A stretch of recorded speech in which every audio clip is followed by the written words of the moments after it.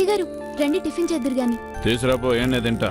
ఇక్కడ కాదు, మీరు వచ్చి డైనింగ్ టేబుల్ మీద కూర్చొని తినండి. నాకు టేబుల్ ఏం పనికిరాదు గానే, నువ్వు ప్లేట్లో పెట్టుకుని తీసుకురాపో. అలా కాదు కానీ మీరు రండి చెప్తాను.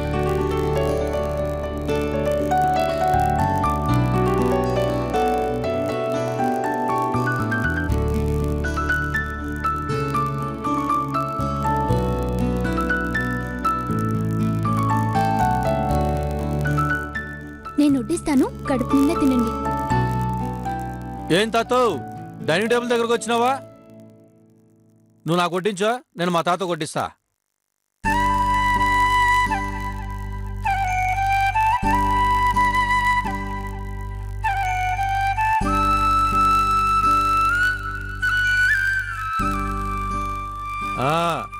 శుభ్రంగా బాగా తినా.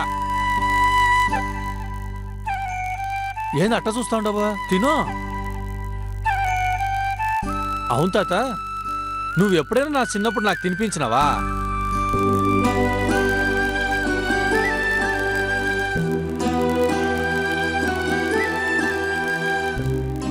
ముసలోళ్ళు చిన్నపిల్లకాయలు ఒకటే అంటారు.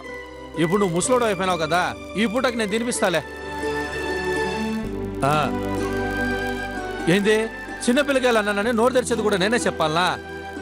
సరే తిను. తిను.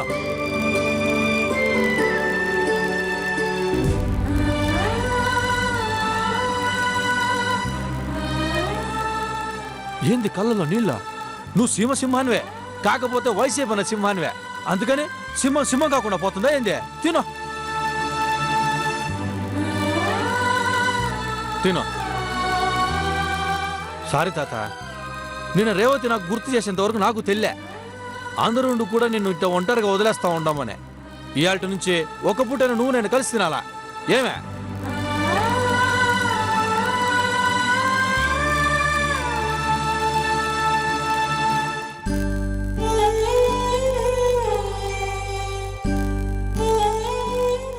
ఏంది నిజంగానే చిన్నపిల్లకాయల మాదిరిగా మెల్లగా తింటా ఉండవా? సింహం వెంట తినాలా? బాగా తినాలా? తిను.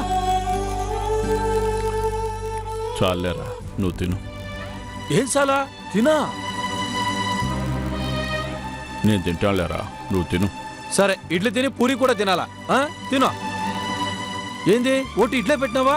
ఎట్ట తినాలా? సెట్నేదే.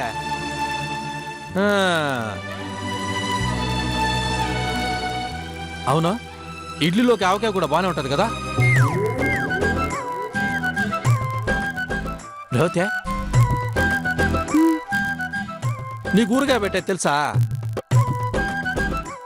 దొండపండ్లు అంటే నాకు బాగా ఇష్టమా. దొండపండు ఊరగాయ పెట్టకూడదా? దొండపండు ఊరగాయ ఇంద్రా? రేవతికి తెలుసులేమ్మా, బాగుంటాయి దొండపండ్లా. ఏందమ్మా బుజ్జి, దొండపండు ఊరగాయ అంటున్నాడు? నాకు కూడా కొంచెం చేసి పెట్టు.